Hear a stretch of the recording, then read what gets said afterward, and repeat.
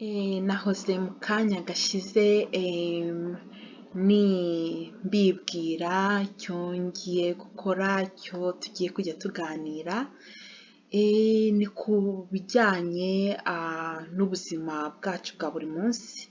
Murabona ko nabyanditse mu cyongereza, hari ubwo nzanyuzamo mvuge mu cyongereza, hari ubwo nyuzamo mvuge mu gifaransa.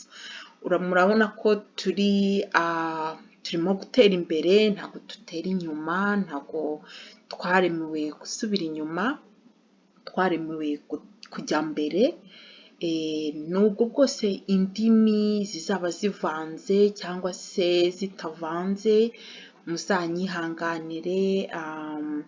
Harimo byinshi abantu tugenda tuvuga, bamwe bakabyumva neza abandi bakabyumva nabi kubera twakoresheje ururimi rumwe, ariko buriya nidukoresha nk'indimi ebyiri eshatu zitandukanye, hari ubwo uzajya ubyumva neza nanjye cyangwa nkabyumva neza, ku buryo ntawe uzatunga undi urutoki ngo wavuze ibi, ngo wagize gutya. Murabona harimo abantu benshi bakunze guterana amagambo ku ma comment ibintu runaka, ntabwo ari byiza. Burya n'umuntu uba yatanze ikiganiro akabona abamukurikiranye batangiye gufightinga on, ntabwo bari byiza, ntabwo nawe bumushimisha.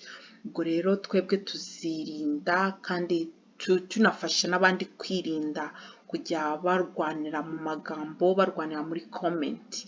Niba hari icyo wanditse kuri comment, mugenzi wawe najya kugusubiza gusubizanya ikinyabupfura, akusubize neza, kandi nawe nujya kumusubiza umwandikire neza, utamumenasa, utamubwira nabi. Ako kari agaciyemo. Njya mvuga n'ikirundi kuko navukiye mu gihugu cy'u Burundi ariko nakuriye mu gihugu cy'u Rwanda. Nanone mva mu gihugu cy'u Rwanda ndanyaruka njya hanze yacyo, yego ndongera ndanyaruka njya n'inyuma y'inyanja. Ndabaganiriza ntuye mu gihugu cya Canada, niho ubu mbarizwa.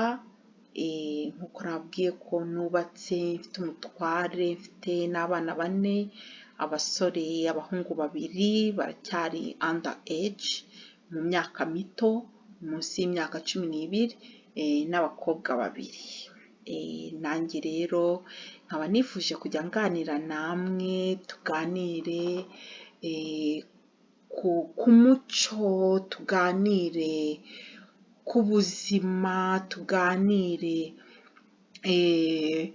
ku masomo, mbega tuganire mu buryo bwose, tuhugurane, tugirane inama, dufashanye. Murabona abantu benshi batangiye kujya mental health, indwara zo mu mutwe, ntabwo ari za zindi z'ibisazi gusa zituma abantu bambara ubusa bakirukanka cyangwa se bagafata amabuye bakirukankana abandi.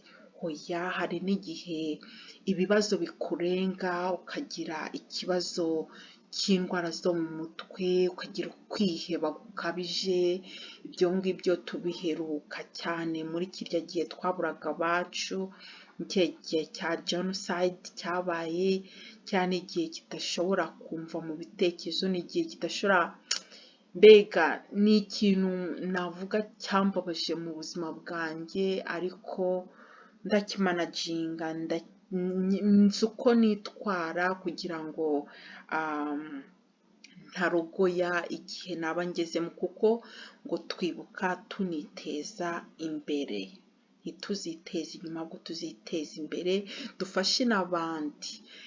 Niba kuvuga rero ngo tuzatugana ku bijyanye n'indwara zo mu mutwe, tuganire dufashanya kutarwara bene ako kageni, ngo tujye ku miti. Urabona iriya miti igufasha mu kanya gato, muri kariya kanya, ariko biragaruka. Burya rero ibyiza ni uko tuganira, hanyuma bya bitekerezo birimo kugaruka mu bitekerezo byawe by'uyu munsi bikazimira bikagenda, hanyuma ugashima Imana. Murazi ko ibihugu byacu turi abakristo twizera Imana, harimo n'abatayizera nta kibazo, ariko nubwo bwose utayizera ariko ukumva icyo yaduhaye kugira ngo dusangire twese tube umwe, tugire ibitekerezo byiza, twubakane, nabyo ni iby'igiciro. Tuzaganira ku ngo, ababyeyi b'abagabo, ababyeyi b'abagore, tuzaganira ku bana, mbega njyewe nje kuganira kuri buri kimwe cyose.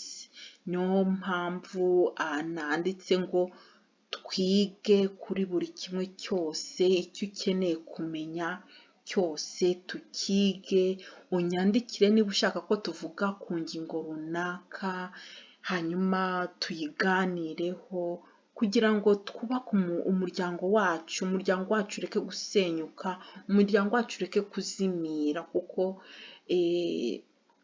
murabona twabuze ababyeyi bakuze bajyaga baduha ibitekerezo. Muribuka kera mbere ya jenoside twaricaraga n'ababyeyi bakaducira imigani, bakatubwira ibisigo, bakaduha ibisakuzo, ariko ubu reka da, byaragiye ntabyo tukizi, kandi buriya byaradufashaga burya ku bana, bikadufasha kugira ibitekerezo by'umukobwa w'ejo hazaza, by'umusore w'ejo hazaza. Murabona ibintu muri iki gihe byarahindutse cyane, yego harimo abavuga ngo ntabwo turi ab'iki gihe, ariko burya iyo ufashe wa muntu wa kera ukamufatanya n'uw'uyu munsi, hari ibyiza bose ubakuraho. Ni muri urwo rwego njye nifuza ko twajya tuganira byose tubishyizemo, Imana ibe nyambere, sayansi izemo, njye nta kintu kimwe nzerimina. Tuzaganira kuri buri kimwe cyose, tuzaganira mu kwiyubaka, mu kumenya uko ushobora kwitwara, mu kumenya uko ushobora kugenda, uko ushobora kubana n'abandi, uko ushobora gutuza mu gihe wumvise ijambo rikubabaje. Mbega twige kutavuga nabi, twige kutirukanka. Yego twese hari ibitubabaza tukaruzinga tempa, ariko ndifuza ko ibyo ngibyo twabisiga inyuma. Rero nshuti zanjye, bakunzi bakundwa, bavandimwe, dufatane urunana, twubake ejo hazaza. Ni benshi cyane bafite ama YouTube channels, ni benshi cyane baduha ibitekerezo, ni benshi cyane batuganiriza, ni byinshi cyane bisigaye bitambuka, ariko buri muntu wese aba afite umwihariko we wo kugira icyo yageza ku bandi. Ni muri urwo rwego rero mbasangiza izi audio kugira ngo muzajye munkurikirana kuri YouTube channel mu gihe mufite akanya. Ntabwo nzambarengereza iminota 10 kuko niyo myiza idatuma murambirwa kandi mufite n'ibindi mugomba gukora.